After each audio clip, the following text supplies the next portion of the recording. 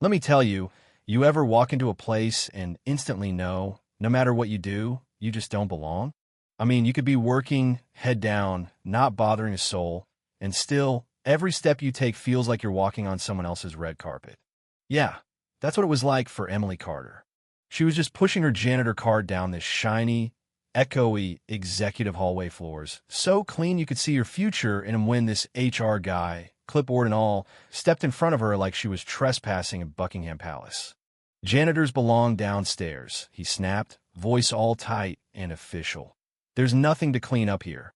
But Emily, she just bowed her head, didn't say a word, and kept pushing forward like a ghost in a place that pretends people like her don't exist. But that's when it happened, the kind of moment you can't script, can't fake. Little Sophie, the CEO's daughter, just 6, came tearing out from the play area, blonde curls bouncing, eyes too wide for her face, and she grabbed Emily's hand, holding on tight like she was drowning. And then, out of nowhere, she whispered in Mandarin, clear as a bell, "Mama, are you my mommy?" I mean, time just stopped. Emily froze, like someone had ripped a wire out of her soul. And then she whispered back, flawless Mandarin, same gentle cadence. And standing there in the doorway, just as the words slipped out, was Daniel, Evans, the CEO himself. He hadn't heard his daughter speak a word in 2 years, and now here she was, not only talking, but in perfect Mandarin. "That's my mom. I remember," Sophie said. And you could have heard a paperclip drop. That's how quiet it got. Emily's hands were shaking so bad she nearly dropped the mop, knuckles white as bone. But Sophie's tiny fingers latched on her wrist, right over this old crescent-shaped scarone of those scars you don't forget. Daniel's face went pale, eyes locked on that scar. See, 3 years back, his wife had died in a car crash near the Colorado River. No body, just pieces, memories, pain. That scar, though, same shape, same spot. You ever see a man's world crack open right in front of you? That was Daniel right then. And Emily, she just looked up, eyes wide, almost lost, like she was a stranger inside her own story. Across the hall, a bunch of executives, all Navy suits and expensive watches, started whispering. One guy leaned in. "What you doing playing mommy to the boss's kid?" His laugh low, sharp cut through the tension like a razor. Others joined in, a wave of fake laughter bouncing off glass walls. Emily kept her head down, knelt to adjust Sophie's ponytail, and whispered something soft that made the girl giggle. For a second, their little world was untouched, and those executives, they didn't know what to do with that. Their laughter just kind of fizzled out. Then, right on cue, the HR guy Greg smirked so permanent it might as well be tattooed on bark. "What's a janitor doing talking to the CEO's kid?" He said it loud, made sure everyone heard. Carla, the assistant, lips curled up like she smelled something bad, chimed in, "That uniform's older than my car. But she thinks this is the penthouse." More snickers, bouncing off the glass. Even the security guard Mike, big guy with a buzz cut, muttered, "These maintenance folks getting bold," hanging around the kids' lounge. Still, Emily didn't flinch, just kept mopping, steady as rain. But not everyone looked away. Over by the corner, a new intern Tara, barely out of college, bracelet always spinning on her wrist, stood frozen, tray of coffee shaking in her hands. She took a breath, probably the bravest breath of her life, and said, "Maybe she's just being kind to the kid." Her voice was soft, but it cut through the laughter. Greg turned, sneering, "Mind your business, intern. Stick to coffee runs." Tara's cheeks flushed, but she didn't move, just set her tray down and inched closer to Emily. As Emily moved her cart, a paperweight rolled off a desk. She caught it with her foot, set it back without a word. The owner, Paul, finance director, hair slicked back, voice always a little too loud, snapped, "Don't touch my stuff. You're here to clean, not rearrange." Emily just said, "Just keeping it from breaking," and kept moving. Sometimes, the strongest thing you can do is say nothing at all. Sophie watched from the lounge, eyes bright. She tugged Emily's sleeve, whispered in Mandarin, "You talk like her." Emily knelt, met Sophie's gaze. "Like who, sweetheart?" she asked, soft and perfect Mandarin.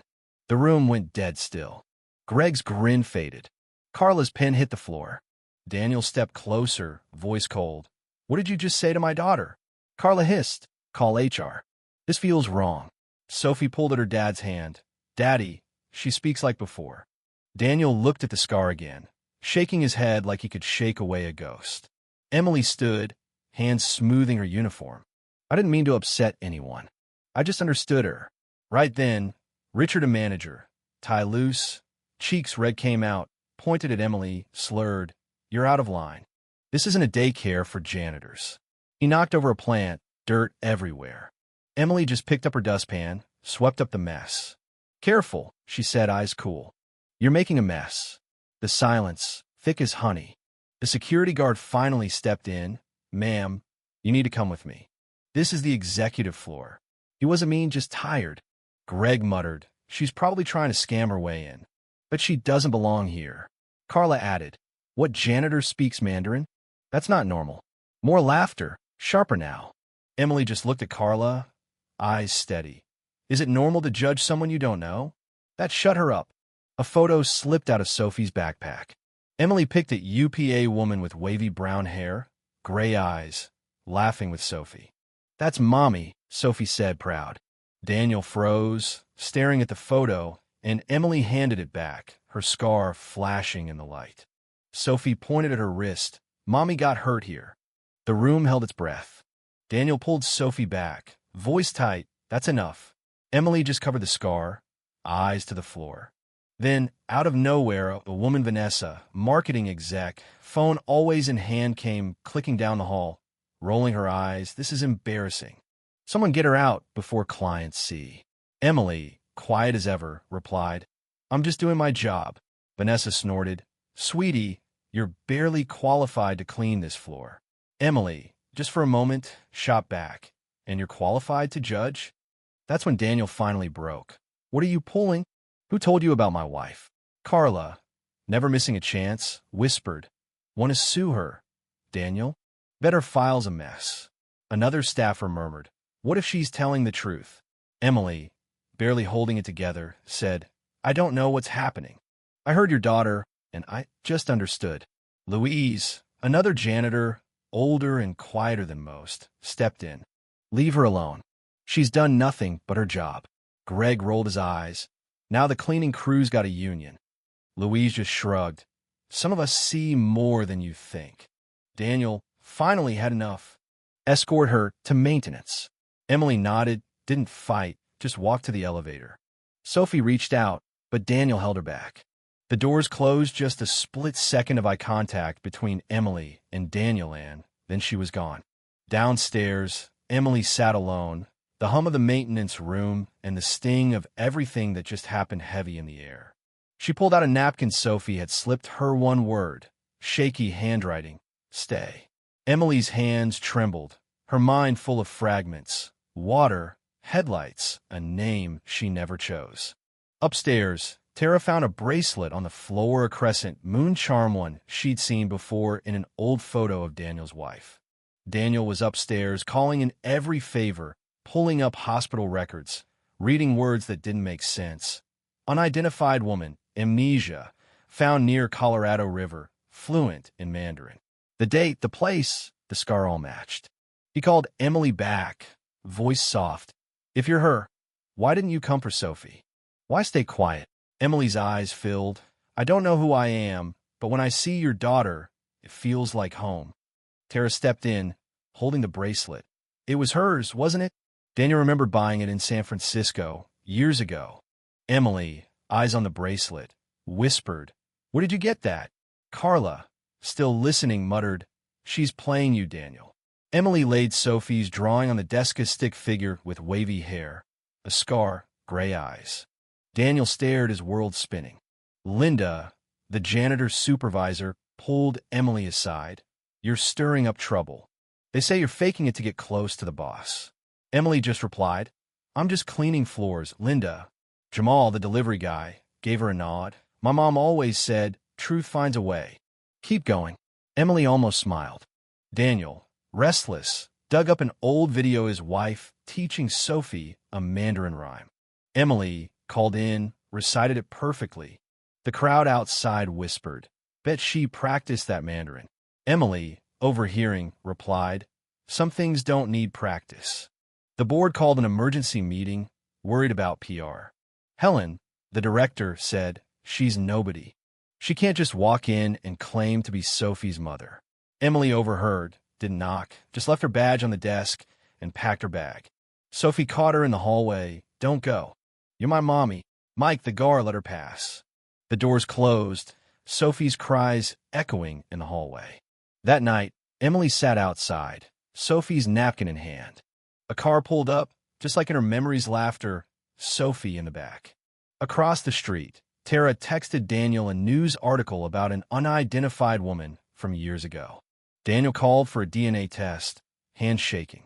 3 days later, 99.999% match Emily was Sophie's mother.